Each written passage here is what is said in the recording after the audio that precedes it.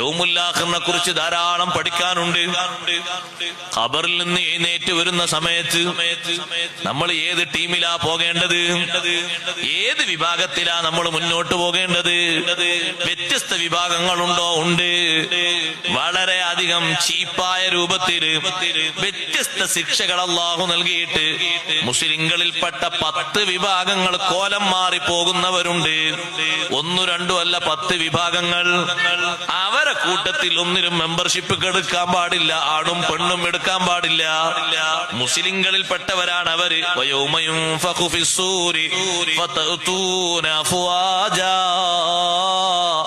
രണ്ടാമതായി സൂറിൽ ഊതപ്പെടുമ്പോ വിവിധ സംഘങ്ങളായി നിങ്ങൾ ഖബറിൽ നിന്ന് പുറത്തേക്ക് വരും.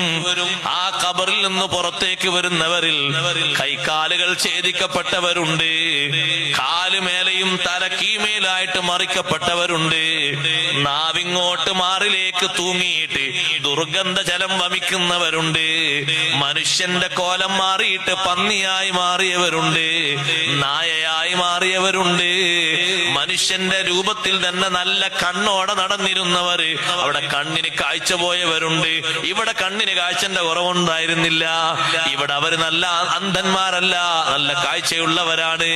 അങ്ങനെ വരുന്ന ടീമും ഉണ്ട്.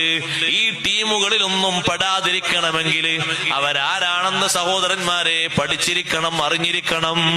നമുക്ക് ബാധ്യതയാണ്, എന്നാലല്ലേ അത് ശ്രദ്ധിക്കാൻ പറ്റൂ. എഴുന്നേറ്റിട്ട് നടക്കാൻ കഴിയാതെ ആടി ഉലഞ്ഞ് വീണ് നടക്കുന്ന ആളുകളുണ്ട്. ഒരു സെക്കൻഡ് പോലും സാധാ നടത്തം നടക്കാൻ കഴിയൂല. നോക്കുമ്പോ ആൾക്കാർ പറയും അയാൾ നാട്ടിൽ 75-ാം വയസ്സിലും വടികുത്താതെ നടന്ന ആളല്ലേ. ഇവിടെ എന്താ അങ്ങനെ?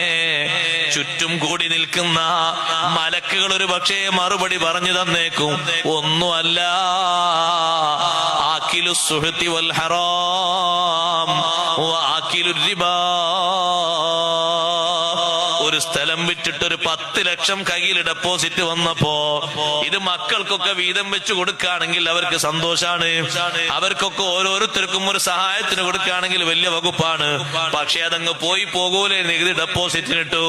ഡെപ്പോസിറ്റ് ചെയ്തിട്ട് ഓരോ വർഷവും അതിന്റെ പലിശപ്പണം ഇങ്ങനെ വാങ്ങി, അതിൽ നിന്നാ പിന്നെ സംഭാവന, അതിൽ നിന്നാണ് പിന്നെ റിലീഫ്, അതിൽ നിന്നാണ് സാധു സഹായം, അതിൽ നിന്നാണ് ഒക്കെ കൊടുക്കുന്നത്.